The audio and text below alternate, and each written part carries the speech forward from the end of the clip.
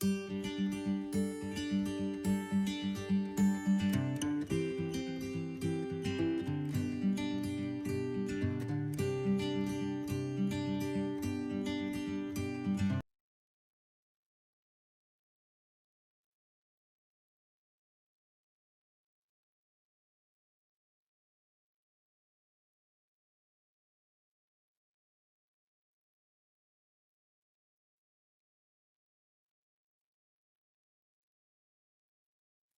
Morning students, आप सभी का स्वागत है आपके अपने YouTube channel maths for academy में। आज हम आपके लिए लेके आए हैं यहाँ पर इम्पोर्टेंट टॉपिक। उससे पहले हम आपसे कहना चाहते हैं, अगर आप हमारे चैनल पर आप नए हैं तो आप हमें फॉलो कर सकते हैं Facebook, Instagram, Telegram, WhatsApp channel और एक्स के माध्यम से। और आप हमें हमारे चैनल को लाइक और शेयर एंड सब्सक्राइब कर सकते हैं यूट्यूब चैनल को। और इसके माध्यम से आपको इम्पोर्टेंट टॉपिक्स जो 10th क्लास के हैं या फिर 6th के हैं, 7th के हैं, तो वो आपको यहाँ पर हमारे चैनल के माध्यम से मिलते रहेंगे। चलते हैं यहाँ पर टॉपिक हम आपको बता देते हैं। आज यहाँ पर टॉपिक है हमारा क्लास 10th के लिए मैथ्स यानी कि गणित का टॉपिक है। मिड टर्म एग्जामिनेशन 2024-25 का जो अभी मिड टर्म का एग्ज़ाम हुआ है, बेसिक मैथ्स यानी कि बेसिक गणित पेपर का हल यहाँ पर हम आपके लिए लेके आए हैं। तो आज हम यहाँ पर 20 क्वेश्चंस जो 1 मार्क्स के क्वेश्चंस हैं उनका सॉल्यूशन आपके लिए यहाँ पर लेकर आए हैं। तो वो आप यहाँ पर आप हमारे साथ में इस वीडियो के एंड तक बने रहेंगे तो आपको जो 20 1 मार्क्स के सवाल हैं वो किस तरीके से हल करने थे और इजी मेथड भी हम आपको बताएंगे और किस तरीके से आप सॉल्व करके उनको कर सकते हैं, तो वो भी हम आपको यहाँ पर बताने वाले हैं। तो चलिए हमारे साथ में बने रहिए इस वीडियो के एंड तक और चलते हैं और आपको बताते हैं इन सवालों के हल क्या होंगे। तो ये आपका पेपर का फॉर्मेट था और यहाँ पर आप फॉर्मेट में देख सकते हैं, यहाँ पर लिखा हुआ है एम। एम मीन्स है मॉर्निंग। मॉर्निंग का पेपर है ये। मॉर्निंग हो या फिर जनरल शिफ्ट हो, तो इन शिफ्ट के लिए यानी कि एम लिखा हुआ है, तो ये यानी कि मॉर्निंग वाले बच्चों के लिए ये पेपर जो आया था उसका सॉल्यूशन है। बेसिक मैथ्स तो यानी कि 241 जो कोड है बेसिक मैथ्स का, उसका सॉल्यूशन यहाँ पर अभी हम आपको करने वाले हैं। तो यहाँ पर आप देख सकते हैं, इसमें खंड आपको पता है कि कितने कितने थे। तो 20 क्वेश्चन जो है 1 मार्क्स के थे और 5% जो है 2 अंक के थे, 6% जो है 3 अंक के थे और 4% यानी कि 4 क्वेश्चन 5 अंक के थे और 3 केस आधारित यानी कि केस बेस्ड स्टडी सवाल थे जो कितने कितने अंक के थे, 4-4 मार्क्स के अंक के थे। ठीक है, तो ये हम आगे यहाँ पर चलते हैं और पहला क्वेश्चन आज शुरू करते हैं। और पहला क्वेश्चन क्या था यहाँ पर, मूल बिंदु से बिंदु 5-4 की दूरी क्या है? Distance of the point 5 for from the origin, यानी कि ओरिजिन से डिस्टेंस बतानी थी कि डिस्टेंस क्या होगी ओरिजिन से। तो यहाँ पे जैसे अब अगर हम बात करें यहाँ पर, अभी हम आपको दिखाते हैं। यहाँ पर ये हमारी एक्स एक्सिस हो जाएगी और इसी तरीके से हमारी यहाँ पर ये हमारी एक्स एक्सिस और ये वाई एक्सिस दो हो गई हमारी। ठीक है, यहाँ पर अब हम डिस्टेंस की बात करें तो यहाँ पर ओरिजिन जो है हमारा ये है, ये पॉइंट है ओरिजिन। और यहाँ पर जो नंबरिंग होगी इस तरीके से होती है। ठीक है जी, यहाँ पे 1 2 3 4 5 इस तरीके से, यहाँ पर भी 1 2 3 4 5 ये था। अब यहाँ पे डिस्टेंस फ्रॉम ओरिजिन बोला है तो यानी कि 5 और 4, एक्स का एक्स एक्सिस ये होता है और वाई एक्सिस हमारा ये होता है। तो यहाँ से हम बात करते हैं तो ये पॉइंट हमारा होगा कहाँ, 5,4।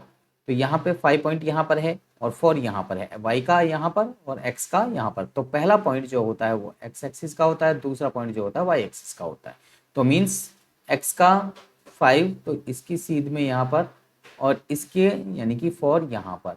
तो ये दोनों जब पॉइंट जहाँ कर मिलेंगे तो ये पॉइंट हो जाएगा हमारा 5,4। तो यहाँ से आपकी डिस्टेंस बोला है, यहाँ से यहाँ तक की डिस्टेंस क्या होगी तो ये बताना था। तो इसके लिए आपको ये निकालने की ज़रूरत नहीं है, मैं सारा जो बताया है ये निकालने की ज़रूरत नहीं है।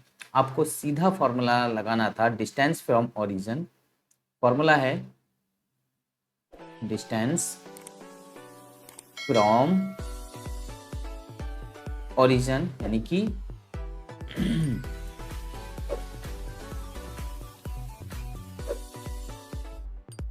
ठीक है। तो यहाँ पे अगर हम बात करते हैं तो यहाँ पे डिस्टेंस फ्रॉम ओरिजिन का फॉर्मूला होता है एक्स स्क्वायर प्लस में वाई स्क्वायर और उसका रूट। ये सीधा फॉर्मूला आता है। एक्स क्या है यानी कि 5 है, 5 का स्क्वायर, और वाई क्या है 4, 4 का स्क्वायर। तो 5 का स्क्वायर कितना होता है 25, और 4 का स्क्वायर होता है 16। कितना होता है 16। तो इन दोनों का रूट कर देंगे। तो यहाँ पे 25 और 16 कितने होते हैं बेटे 41 होते हैं, और इसका रूट। तो यहाँ पर ऑप्शन में अंडरूट 41 देख लीजिए कहाँ पर है, तो यानी कि ऑप्शन ए। हिंदी में चाहे इंग्लिश मीडियम में देखिए तो यानी कि अंडरूट 41 यूनिट, इकाई। हिंदी में इकाई कहेंगे और इंग्लिश में जो है यूनिट कहा जाता है। तो ये मैंने आपको समझाया है कि पॉइंट कहाँ होगा, और इसके लिए सीधा फॉर्मूला है यानी कि मूल बिंदु से दूरी। हिंदी में कहते हैं इसको मूल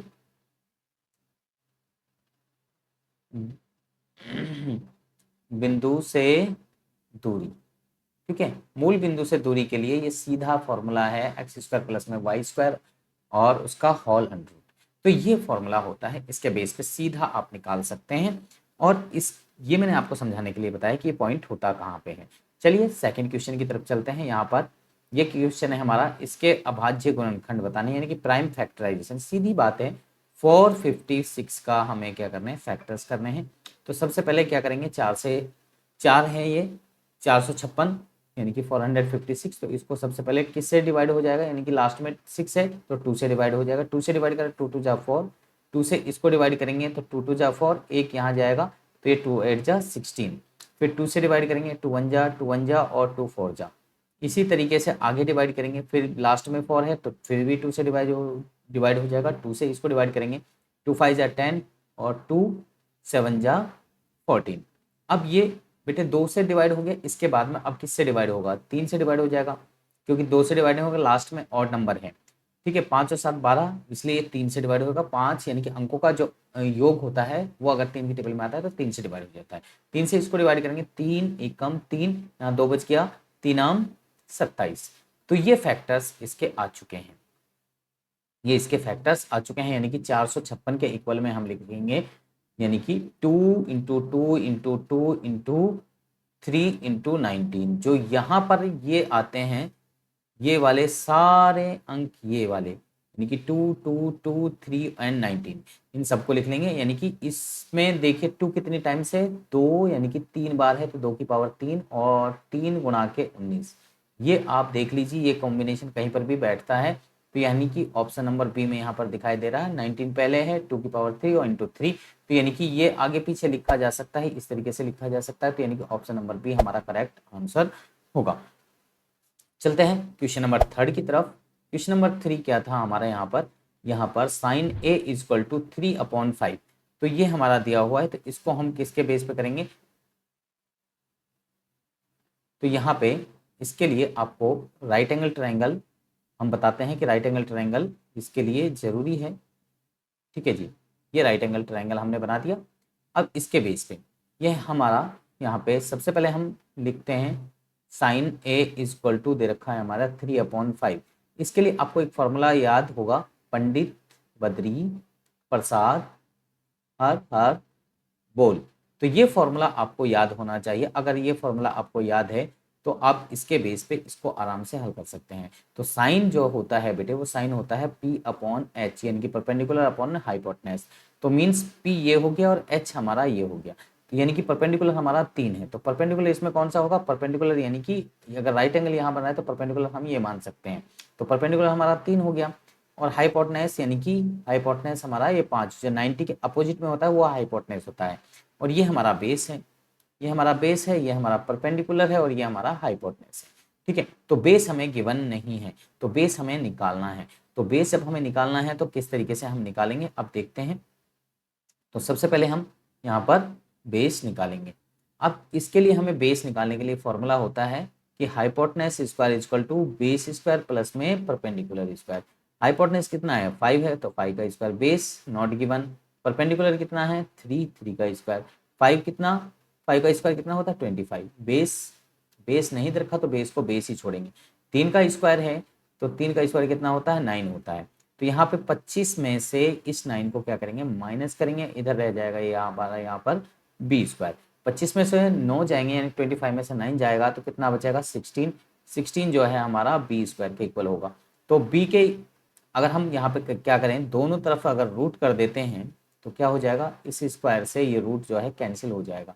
तो यहाँ पे 16 का रूट क्या होता है बेटे 4 होता है। इस बी को आप पहले लिख सकते हैं, इसका मतलब यानी कि बेस हमारा आ गया 4।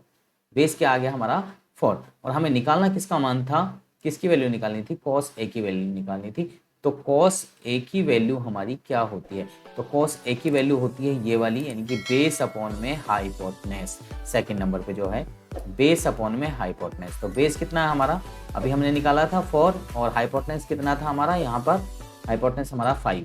तो यहाँ पर 4/5 ऑप्शन में देखिए, option number C 4/5 option number C हमारा करेक्ट आंसर होगा।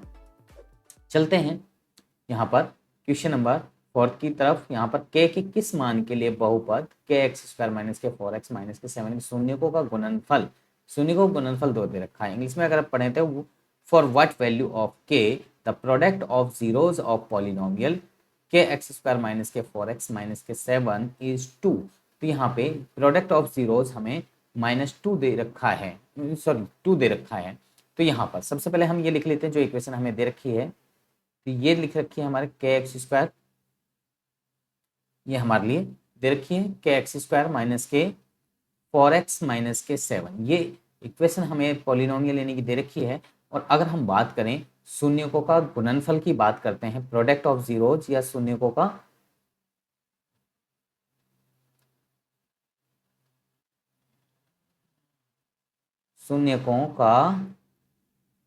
गुणनफल, और इंग्लिश में अगर बात करें तो इसको कहते हैं प्रोडक्ट ऑफ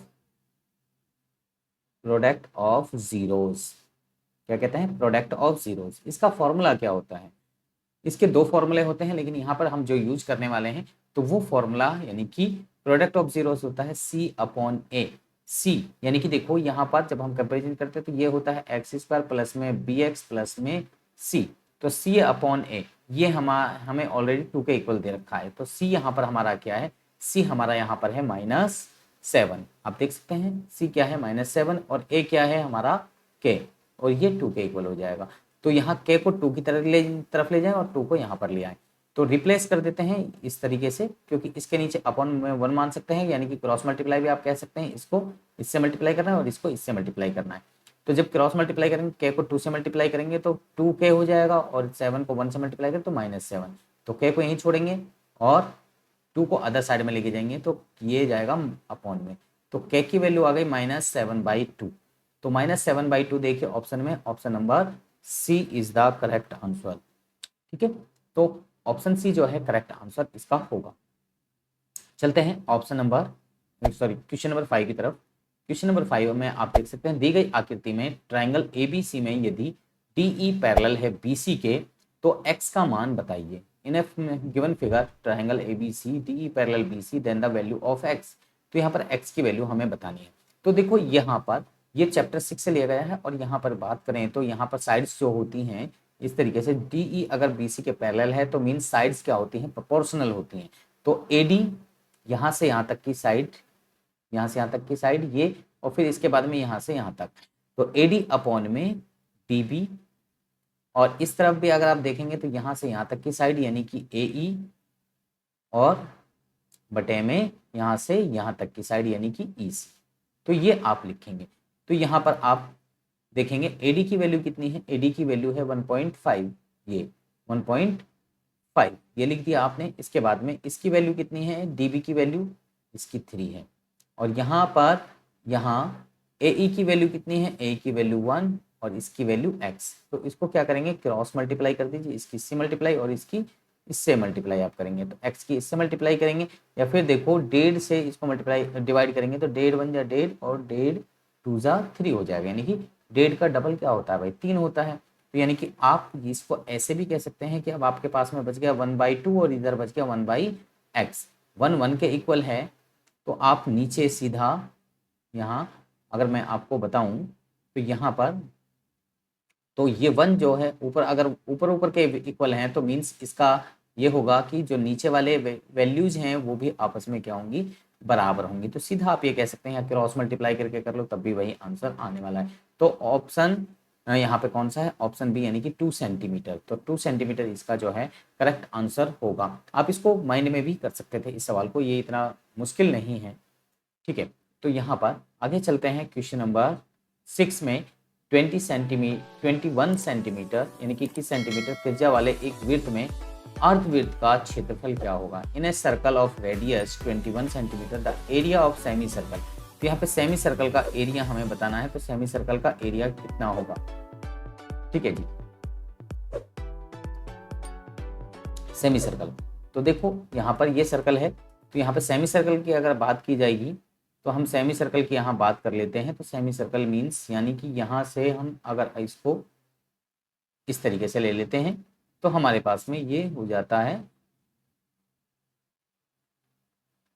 ठीक है जी। तो इसके बाद में अगर हम यहाँ पे बात करें तो यहाँ पे सेमी सर्कल की अगर हम बात करते हैं, तो देखो सेमी सर्कल ये हो गया, एक हिस्सा हो गया यानी कि कोई सा भी हिस्सा हम मान सकते हैं। तो यहाँ पर जैसे अब यहाँ पर हमारे ये हिस्सा हो गया, ये वाला हिस्सा, इसका अगर हमें एरिया निकालना है तो एरिया क्या होगा भाई, इसका अर्धवृत्त का क्षेत्रफल, यानी कि हिंदी में कहें तो अर्धवृत्त कहेंगे, अर्धवृत्त का क्षेत्रफल, ठीक है। इसका फॉर्मूला क्या होता है, यानी कि इंग्लिश में कहें तो एरिया ऑफ सेमी सर्कल, ठीक है। तो इसका एरिया का फॉर्मूला क्या होगा, तो देखो सर्कल का एरिया होता है बेटे पाई आर स्क्वायर, और सेमी सर्कल का क्या होगा, यानी कि 1/2, हाफ से मल्टीप्लाई कर देंगे, हाफ से मल्टीप्लाई कर देंगे तो ये सेमी सर्कल का हो जाएगा 1/2। पाई की वैल्यू कितनी होती है, नॉट गिवन है तो 22/7 रखेंगे। और यहाँ पर रेडियस ऑलरेडी हमें कितने दे रखी है, 21 सेंटीमीटर। यहाँ पर आप देख सकते हैं, यहाँ पर भी लिखा हुआ है, यहाँ हिंदी में भी लिखा हुआ, कितनी 21 इंटू के 21। तो यहाँ 7 से आप 21 को काट दीजिए 3 बार, और 2 से आप इसको काट दीजिए 11 बार। इसको अगर आप काट देते हैं तो यहाँ पर 11 बचेगा, और यहाँ पर 3 को 21 को मल्टीप्लाई कर देंगे तो ये हो जाएगा 63। और इनको मल्टीप्लाई करने का आसान तरीका मैंने ऑलरेडी अपने उसमें शॉर्ट ट्रिक्स में डाल रखा है, मैं आपको बता भी देता हूँ। यहाँ पर 6 है, 6 को लिख लीजिए, और यहाँ पर 3 है, 3 को लिख लीजिए, और दोनों को ऐड करके यहाँ बीच में लिख दीजिए। तो कितना हो गया, 693 सेंटीमीटर स्क्वायर। तो ऑप्शन में देखिए कहाँ पर है, option C is the correct answer, ठीक है। तो क्वेश्चन नंबर 6 हमारा कंप्लीट हो चुका है। तो यहाँ पर आगे देखते हैं, यहाँ पर बहुलक, हमें यहाँ पर किसी बंटन का माध्य और बहुलक क्रमश 28 और 16 है, इस बंटन का माध्यक बताइए। तो the mean and mode of frequency distribution 28, 28 and 16 respectively, then it's median. तो भाई यहाँ पर इसका फॉर्मूला क्या होगा, तो देखो इसके लिए एक फॉर्मूला ऑलरेडी गिवन है, क्योंकि इनके बीच में संबंध भी पूछ सकते हैं, इस तरीके से भी पूछा जा सकता है जैसा पूछा गया है। तो यहाँ पे मोड इक्वल टू होता है 3 मीडियन माइनस के 2 मीन। अगर हिंदी में कहें तो बहुलक बराबर में 3 माध्यक और माइनस के 2 माध्य। तो इस तरीके से हम इसको फॉर्मूले को कह सकते हैं। अब जिसकी जो वैल्यू दे रखी है वो हम लिख देंगे। तो यहाँ पे देखो सबसे पहले हमें क्या दे रखा है, माध्य दे रखा है, तो मीन्स 28 क्या है हमारा माध्य। तो जहाँ पे भी मीन लिखा हुआ है तो वहां पर हम ये लिख देंगे। तो -2 इंटू में मीन यानी कि 28 हमारा यहाँ हो गया। ये 3 है, 3 अपनी जगह रहेगा। मीडियन क्या है, मीडियन तो दे ही नहीं रखा, तो मीडियन को मीडियन ही छोड़ेंगे, ठीक है। मॉड क्या है, मॉड ऑलरेडी हमें कितना दे रखा है, 16 दे रखा है, तो यहाँ पर हम 16 रखेंगे, ठीक है। तो यहाँ पर 16 और यहाँ पर इन दोनों को अगर मल्टीप्लाई करते हैं तो कितना आता है, 3 मीडियन ये, और ये हो जाएगा, दोनों को मल्टीप्लाई करेंगे तो 56। इस 56 को इधर लेके जाएंगे तो 16 प्लस में 56 इक्वल टू हो जाएगा 3 मीडियन। मीडियन के हैं यहाँ हिंदी में माध्यक के हैं। तो यहाँ पर दोनों को अगर ऐड कर देते हैं तो 6 और 6 12 1, तो ये हो जाएगा 72, और इस 3 को यहाँ से डिवाइड कर में लेके जाएंगे तो ये नीचे जाएगा, तो यहाँ रह जाएगा मीडियन केवल, ठीक है। तो यहाँ पर 3 से अगर इसको डिवाइड करेंगे तो कितना आ जाएगा, तो यहाँ पर 3 से अगर आप इसको डिवाइड करेंगे तो कितनी बार जाएगा, 3 2 जा 6, 1 बचा, और 3 4 जा 12, तो मीडियन कितना आ गया आपका, ये यानी कि डिवाइड हुआ 24 टाइम्स, तो यानी कि मीडियन आ गया आपका 24। तो 24 ऑप्शन में देखिए कहाँ पर है 24, यानी कि ऑप्शन नंबर बी हमारा करेक्ट आंसर होगा। तो ये फॉर्मूला था इसका, ये आपको निकालना पड़ेगा, या फिर भाई देखो आपकी माइंड में कैलकुलेशन फास्ट है तो आप माइंड के अकॉर्डिंग भी इसको सीधा कर सकते हैं, लेकिन आपका फॉर्मूला ये है, ये फॉर्मूला आपको याद होना चाहिए। देखो वैल्यू कहीं पर भी हो, देखो इसको, इसी फॉर्मूले को हम कई तरीके से लिख सकते हैं, कई बच्चे इसको अलग तरीके से याद रख सकते हैं, लेकिन भाई मेरा तरीका यह है तो मैं आपको यही तरीका आपको बता रहा हूँ, तो आप इस तरीके से इसको याद कर सकते हैं। चलिए क्वेश्चन नंबर 8 की तरफ अगर हम चलते हैं, यहाँ पर देखते हैं क्वेश्चन नंबर 8। जमीन पर खड़े एक पेड़ की छाया 7 मीटर लंबी है, जब सूर्य का उन्नयन कोण 45 है, तो पेड़ की ऊंचाई बतानी है। तो पेड़ की ऊंचाई की अगर बात कर रहे हैं तो किस तरीके से कहा जाएगा, तो देखो यहाँ पर देख लीजिए इस तरीके से, यानी कि ये कोई पेड़ है और यहाँ पर छाया की बात करेंगे तो हम यहाँ पर देख लीजिए, यहाँ पर 7 मीटर छाया क्या है, 7 मीटर लंबी है, जो छाया है मतलब शैडो यहाँ पड़ेगी, तो मीन्स ये 7 मीटर लंबी है, शैडो ये हो गई और पेड़ की ऊंचाई ये हो जाएगी। ठीक है, तो यहाँ पर कितने का कोण बन रहा है, 45 डिग्री का, और यहाँ कितने का कोण होता है, 90 डिग्री का होता है बेटे। और यहाँ पर कोण कितने का होगा, जब ये 45 है ये 90 है, तो ये कितने का होगा, 45 डिग्री का होगा। चलिए पेड़ की ऊंचाई पूछी है, तो पेड़ की ऊंचाई कितनी होगी, तो देखो यहाँ 45 है, यहाँ 45 है, तो जब ये देखो बेटे इसके सामने की भुजा ये और इस एंगल के सामने की भुजा ये, यानी कि ये साइड इसके ऑलरेडी इक्वल होगी, तो ये 7 मीटर है तो ये भी कितनी होगी, 7 मीटर ही होगी। तो इसको आप निकाल के भी देख सकते हैं, ऐसा नहीं है कि आप इसको निकाल नहीं सकते, तो इसको निकाल के भी देख सकते हैं। ऑप्शन डी इसका करेक्ट आंसर होगा। देखो मैंने आपको शॉर्ट मेथड यहाँ पर बताया है, तो आप इस मेथड से इसको हल कर सकते हैं, कोई दिक्कत नहीं है। ठीक है, तो इस मेथड के माध्यम से आप इसको हल कर सकते हैं। क्वेश्चन नंबर 8 की तरफ हम चलते हैं, सॉरी 9 की तरफ चलते हैं। क्वेश्चन नंबर 9, यदि दिया गया ट्राइंगल ABC DEC के समरूप है, देखो तो इसके लिए हमें क्या करने पड़ेंगे, 2 ट्राइंगल्स हमें लेने पड़ेंगे, कोई भी 2 ट्राइंगल्स हम इसके लिए ले सकते हैं। जैसे हमने एक ट्राइंगल यहाँ पे ले लिया और दूसरा ट्राइंगल भी हमने यहाँ पर इस तरीके से ले लिया। ठीक है बेटे, तो यहाँ पर हमारे पास में 2 ट्राइंगल हो गए, इनके ट्राइंगल्स के नाम हैं यहाँ पर जैसे A, यहाँ पर B और यहाँ पर C। तो यहाँ पर देखो, यहाँ पर D रख दिया, यहाँ पर E और यहाँ पर F, 2 ट्राइंगल हमें दिए हुए हैं। तो अब यहाँ पर हमसे कहा गया, यहाँ पर कहा गया है, देखिए इसको अलग रंग से ले लेते हैं। यहाँ पर हमसे कहा कि ये बेटे हमारा एंगल A जो है 55 डिग्री है। ठीक है, एंगल E जो है 45 डिग्री है। तो एंगल C हमें बताना है कि ये एंगल C कितना होगा, ये हमें फाइंड करना है। तो देखो मैं एक चीज आपको बता देता हूँ, यहाँ पे जब ये इस तरीके से कहा जाता है कि ये इसके सिमिलर है, तो इसका मतलब हो गया A किसके इक्वल है, 1 सेकेंड, जो A होगा वो किसके इक्वल होगा, A जो है बेटे D के इक्वल होगा, और B किसके इक्वल होगा, B जो है E के इक्वल होगा, और C किसके इक्वल होगा, C F के इक्वल होगा। तो इसका मतलब यानी कि ये हो गया A जो है D के इक्वल है, ठीक है, B जो है E के इक्वल है, ठीक है, और C जो है बेटे F के इक्वल है। तो ये मतलब ये हो गया। अब देखो E अगर 45 है तो हम यहाँ पर B की जगह क्या रख सकते हैं, 45 डिग्री रख सकते हैं। ये 45 और ये 55, तो तीनों ट्रायंगल के तीनों एंगलों का सम कितना होता है, मतलब यानी कि एंगल A जमा के एंगल B जमा के एंगल C अगर आप करते हैं तो उसका सम होता है 180 डिग्री। तो एंगल A आपका 55 डिग्री आ गया, एंगल B 45 डिग्री आ गया, एंगल C कितना बचा बेटे, एंगल C हमें निकालना है, तो एंगल C हमारा निकल कर आ जाएगा। तो यहाँ पर दोनों को अगर आप ऐड कर देते हैं तो ये कितना हो जाएगा आपका 100 हो जाएगा, कितना हो जाएगा 100 डिग्री, 100 डिग्री। तो एंगल C आपका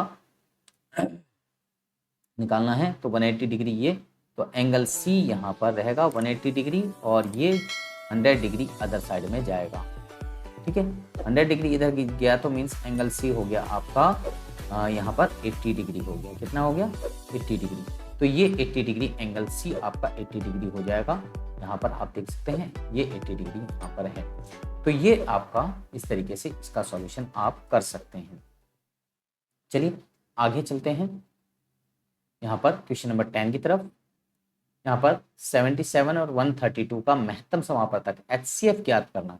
तो देखो बेटे, सबसे पहले इनके लिए आप क्या करते हैं, 77 के फैक्टर्स करेंगे, यानी गुणनखंड करेंगे। सबसे पहले 7 से भाग करेंगे तो कितनी बार जाएगा, 11 टाइम्स। ठीक है, इसी तरीके से 132 के डिवाइड करेंगे, है ना, तो 132 के फैक्टर्स करेंगे, 2 से डिवाइड होगा कितनी बार, 2 छिक्की 12, 2 छिक्की 12, फिर 2 से भाग जाएगा बेटे 33 बार जाएगा, 2 तिये 6, 2 तिये 6, फिर ये 3 से डिवाइड होगा कितनी बार, 11 बार। तो यहाँ पर इसके फैक्टर्स हो गए, देखो 77 के फैक्टर्स हमने लिख दिए 7 गुणा के 11। इसी तरीके से 132 के जब फैक्टर्स लिखेंगे तो 2 गुणा के 2 गुणा के 3 गुणा के 11, इस तरीके से हम लिखेंगे, यानी कि 2 इंटू 2 इंटू 3 इंटू 11। अब यहाँ पे कॉमन फैक्टर्स की बात करी जाती है, जो कॉमन फैक्टर होता है वही हमारा HCF होता है। तो कॉमन फैक्टर्स दोनों में देख सकते हैं, ये 11 और ये 11, दोनों में यही कॉमन है, तो यानी कि 11 ही जो है हमारा HCF हो जाएगा। तो यानी कि ऑप्शन नंबर ए हमारा आंसर हो जाएगा, HCF हो गया हमारा यानी कि 11। तो ये ऑप्शन नंबर ए हमारा करेक्ट आंसर होगा। चलते हैं क्वेश्चन नंबर 11 की तरफ। यहाँ पर क्वेश्चन नंबर 11, बिंदु -3 और 3, -7 और 5 को मिलाने वाले रेखाखंड का मध्य बिंदु है, mid point of A line segment joining the point this and this, यानी कि इन दोनों का मिड पॉइंट क्या होगा, ये हमें बताना है, मिड पॉइंट ही बताना है। तो देखो मिड पॉइंट के लिए देखो बेटे आसान है कि देखो मैं आपको यहाँ पर समझा देता हूँ। जैसे आपने यहाँ पर कोई लाइन ली बेटे, ठीक है, कोई लाइन ली, अब इसमें क्या क्या कहा आपने कि भाई एक पॉइंट यहाँ पर है इसमें, एक पॉइंट यहाँ पर है, तो यहाँ पर एक पॉइंट दिया आपने -3 और 3, दूसरा पॉइंट यहाँ पर दिया 7 और 5, और इसका मिड पॉइंट कहाँ, मतलब इनके बिल्कुल सेंटर में, यहाँ पर कोई सेंटर है इनका, उस सेंटर का पॉइंट्स अगर हमें ज्ञात करना है, कोई भी पॉइंट मान लिया, P मान लिया, तो यहाँ पर क्या होता है, यहाँ जब हम इस तरीके के नंबर को ऐड करते हैं तो क्या करते हैं, यहाँ पर ये जो x वाला पॉइंट है, ये दिखाई नहीं देता, ये तो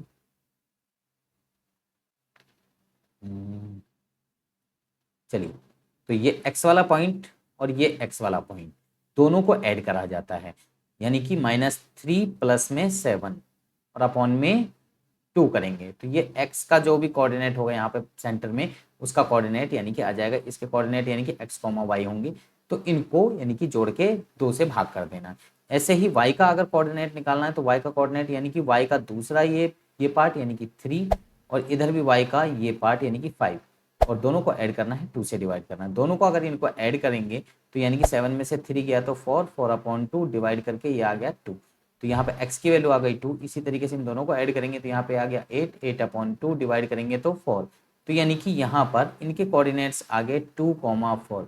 तो ऑप्शन में 2,4 देख लीजिए, ऑप्शन नंबर डी हमारा करेक्ट आंसर होगा। तो यहाँ पे इस तरीके से आप कर सकते हैं। वैसे फॉर्मूला इसका होता है, जैसे x की वैल्यू निकालते हैं तो x1 प्लस में x2 अपॉन में 2, और ऐसे ही y के लिए होता है y1 प्लस में y2 और अपॉन में 2। तो यहाँ पे देखो ये पहला पॉइंट जो होता है इसको x1 और y1 कहा जाता है, दूसरे पॉइंट्स को x2 और y2 कहा जाता है। तो इस तरीके से हम इनको आराम से निकाल सकते हैं, ये मिड पॉइंट फॉर्मूला होता है, तो इस तरीके से इसको हल कर सकते हैं। अगला है क्वेश्चन नंबर 12, एक घड़ी में मिनट की सुई द्वारा 10 मिनट में बनाया गया कोण। देखो बेटे यहाँ पे मिनट की घड़ी की बात करी जाती है, तो यहाँ जब इस तरीके से बात करी जाती है तो इसमें यहाँ पर देख लेते हैं।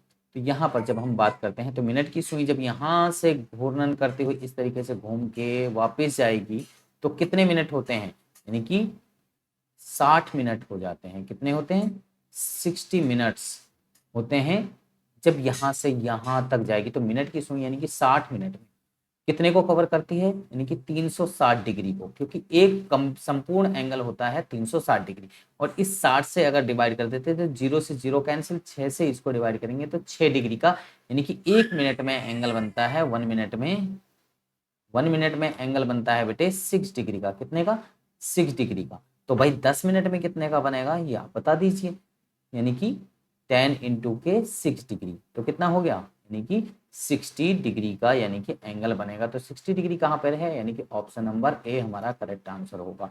ठीक है, तो इस तरीके से इसको हल करना था। अब यहाँ पर आगे क्वेश्चन नंबर 13 पे देखते हैं। एक पतंग क्षितिज से 25√3 मीटर ऊपर उड़ रही है। ये पतंग एक डोरी से जुड़ी हुई है, क्षितिज से 60 डिग्री का कोण बनाती है, तो डोरी की लंबाई ज्ञात कीजिए। तो मीन्स देखो मैंने अभी भी आपको बताया था इस तरीके से, यानी कि कोई पतंग है इस तरीके से उड़ रही है, तो यहाँ पर अगर आप बात करेंगे तो देखिए यहाँ पर एक क्षितिज ऊपर उड़ रही है, एक पतंग क्षितिज से, यानी कि ये जो है लंबाई है ये है 25 √ में 3 मीटर। यहाँ से यानी कि यहाँ से यहाँ तक की जो लंबाई है, यानी कि ऊपर उड़ रही है, और यहाँ पर जो एंगल बन रहा है वो बन रहा है बेटे 60 डिग्री का। तो कितने का कौन 60 डिग्री का कौन बनाते हैं, डोरी की लंबाई ज्ञात करनी है, मतलब यहाँ से यहाँ तक की लंबाई कितनी है, तो ये हमें बताना है। तो इसके लिए आपको ये फॉर्मूला याद होना चाहिए, पंडित बद्री प्रसाद हर हर बोल। तो ये इसके लिए फॉर्मूला है। तो अब यहाँ पर आप देख सकते हैं, आपको यहाँ पर ये बेस है आपका, ये परपेंडिकुलर है और ये हाइपोटेनस है। तो यहाँ पर आप परपेंडिकुलर और हाइपोटेनस देखिए कॉम्बिनेशन कहाँ पे है, तो यहाँ पर ये वाला है। तो यानी कि साइन में होगा, तो यहाँ पे हम लिख लेते हैं, इधर लिख लेते हैं, तो साइन 60 डिग्री हो जाएगा, क्योंकि यहाँ पर एंगल कितना है हमारा 60 डिग्री है, तो साइन 60 डिग्री। तो यहाँ पर जो वैल्यू होगी वो किसके इक्वल होगी, यानी कि परपेंडिकुलर अपॉन में हाइपोटेनस। तो परपेंडिकुलर हमारा कितना है, परपेंडिकुलर है हमारा 25 √ में 3 और हाइपोटेनस हमारा नीचे रहेगा। तो साइन 60 का मान कितना होता है, साइन 60 की वैल्यू कितनी होती है, तो साइन 60 की वैल्यू होती है √3/2।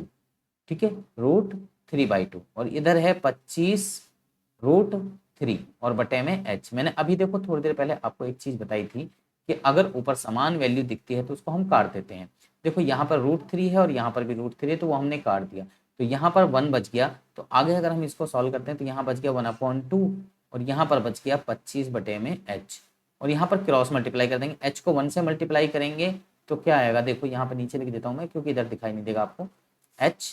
h को 1 से अगर क्रॉस करते हैं, इसको इससे मल्टीप्लाई करते हैं तो h बन जा h, और यहाँ पे क्या आ जाएगा, यानी कि 25 को 2 से गुणा करेंगे, 2 गुणा के 25 करेंगे तो कितना हो जाएगा, ये हमारा हो जाएगा 50, और मीटर है तो ये आ जाएगा 50 मीटर, तो यानी कि 50 मीटर। इसका एक शॉर्टकट भी है, तो उसके माध्यम से भी आप इसको कर सकते हैं। ठीक है, तो ये ऑप्शन हमारा सी आ गया। आगे चलते हैं क्वेश्चन नंबर 14 की तरफ। तो यहाँ पर देखिए, यहाँ पर दो चर x और y बने रेखिक समीकरण युग्म a1x b1y प्लस b1y और equal to c1 a2x plus में b2y इक्वल टू c2 का आलेख समानांतर रेखाएं निरूपित करता है। तो भाई देखो यहाँ पे आलेख क्या, समानांतर रेखा, यानी कि इंग्लिश में कहते हैं पैरेलल लाइंस। तो पैरेलल लाइंस के लिए इनमें से कौन सी इक्वेशन होती है, तो पैरेलल लाइंस के लिए यानी कि ऑप्शन डी, सीधी बात है, ये ऑप्शन डी है, यानी कि जो है समानांतर रेखाएं निरूपित करता है। ये जो पहला वाला है ये अद्वितीय हल यानी कि यूनिक सॉल्यूशन के लिए, और ये यानी कि कोइंसिडेंट लाइन के लिए, यानी कि बात कहें तो अनंत हल यानी कि अनेक हल के लिए ये वाला यानी कि ऑप्शन बी किया जाता है, और यानी कि थर्ड के लिए ये हो जाएगा।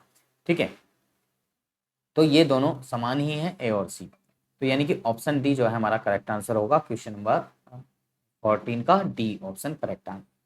अब यहाँ पे क्वेश्चन नंबर 15 की तरफ चलते हैं। थीटा का मान क्या होगा जब साइन थीटा और कॉस थीटा बराबर हैं, तो साइन थीटा और कॉस थीटा, साइन थीटा बराबर में कॉस थीटा, किस पर दोनों की वैल्यू बराबर होती है, तो सभी को पता है साइन 45 डिग्री बराबर में कॉस 45 डिग्री पर दोनों की वैल्यू क्या होती है 1/2 और 1/√2 और 1/√2 होती है दोनों जगह, दोनों की वैल्यू। तो किस पर वैल्यू बराबर है, यानी कि 45 डिग्री पर, तो यानी कि 45 डिग्री, तो यानी कि ऑप्शन ए हमारा करेक्ट आंसर होगा।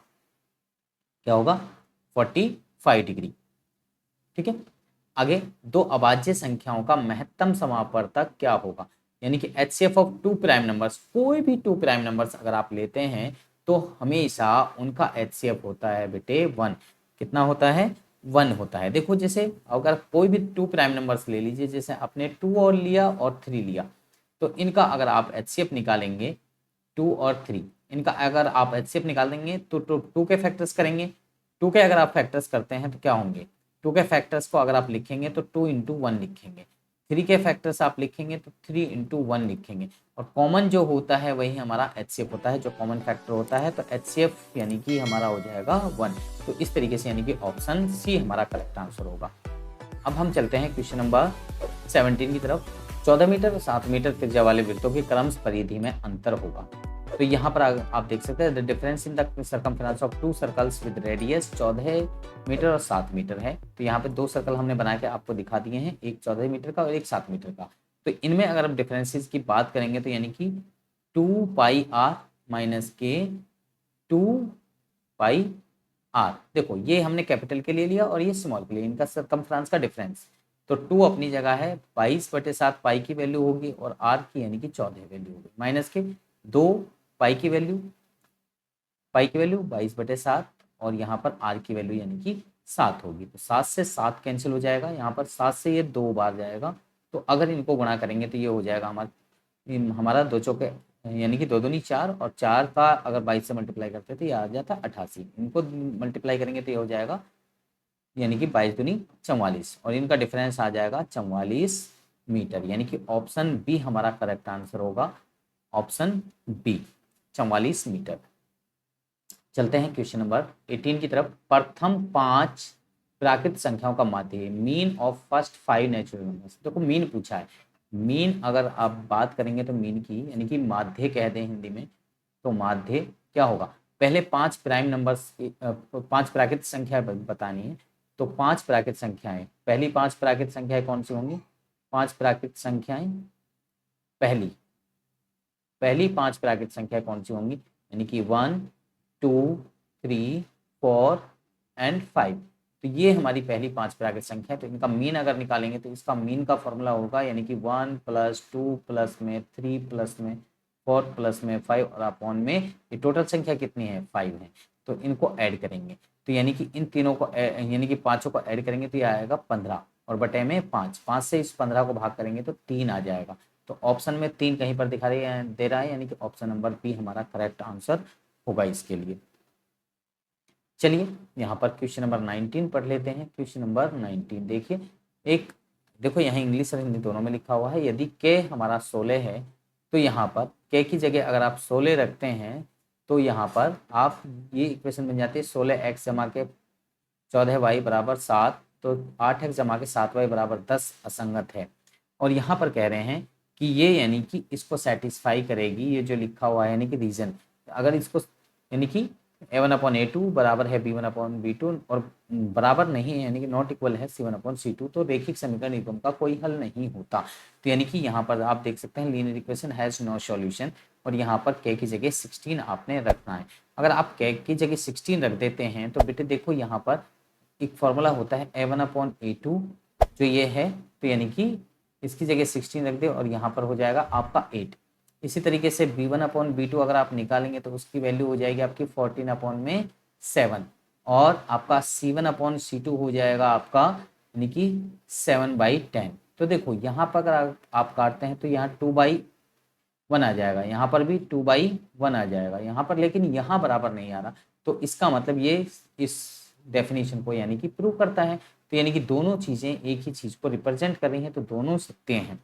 तो बोथ आर यानी कि दोनों का अभिकथन ए और कारण सत्य हैं, कारण ए अभिकथन ए की सही व्याख्या करता है। तो यानी कि ऑप्शन नंबर ए हमारा क्या हो जाएगा, करेक्ट आंसर हो जाएगा। ठीक है, अब चलते हैं क्वेश्चन नंबर 20 की तरफ। ये क्वेश्चन नंबर 20 है। यहाँ पर ये हमसे समीकरण कहा यानी कि बहुपद कहा, इसके शून्य हमारे 2 और -5 हैं और हमारा यानी कि बहुपद इतने का ग्राफ ये पर काटता है। तो इस पर काटता है ये हमें बताना है, काटता है नहीं काटता वो देखना है आपने।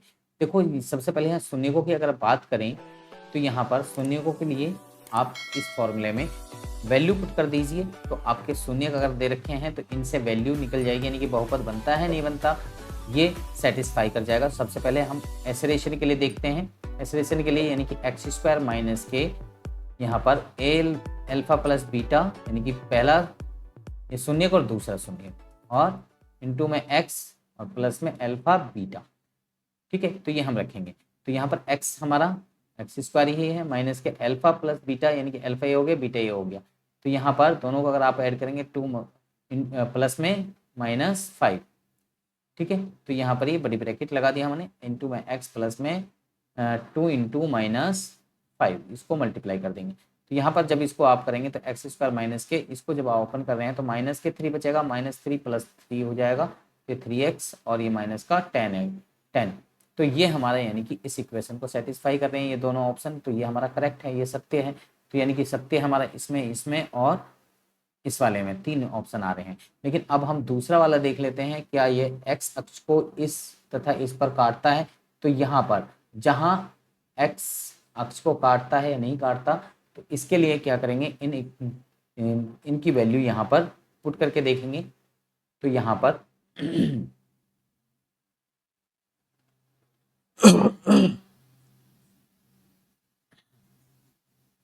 तो ग्राफ एक्स अक्ष को 0, -2 तथा 5, 0 पर काटता है। तो यानी कि दोनों के लिए सेटिस्फाई करना चाहिए। अगर आप यहाँ पे ये वैल्यू पुट करते हैं, x की वैल्यू ये 0 पुट करते हैं, यहाँ पर 0 अगर आप पुट करेंगे तो ये 0 हो जाएगा, ये प्लस में 3 × 0 0 हो जाएगा, ये माइनस के 10। तो यहाँ पे ये आना चाहिए -2, लेकिन ये -2 नहीं आ रहा है, -10 आ रहा है। तो ये इस पर नहीं होगा, यानी कि ये हमारा सत्य है और ये अभी कथन इसका सही नहीं है। तो यानी कि ऑप्शन नंबर और ये हमारा क्या है, असत्य ही है। ये तो असत्य है, तो ये वाला भी नहीं होगा, तो यानी कि असत्य है, यानी कि सही, ये सही व्याख्या नहीं करता, मतलब यानी कि गलत ही है। तो यानी कि ऑप्शन नंबर सी हमारा करेक्ट आंसर होगा इसके लिए, ठीक है। तो क्योंकि ये इसको सेटिस्फाई नहीं कर पा रहा है। तो उम्मीद है कि आपको ये सवाल 20 जो सवाल समझाए हैं ये आपको समझ में आ गए होंगे। तो आप सभी बच्चों का इस वीडियो को देखने के लिए बहुत बहुत धन्यवाद। मिलते हैं आपसे नेक्स्ट वीडियो में, तब तक के लिए गुड बाय, जय हिंद।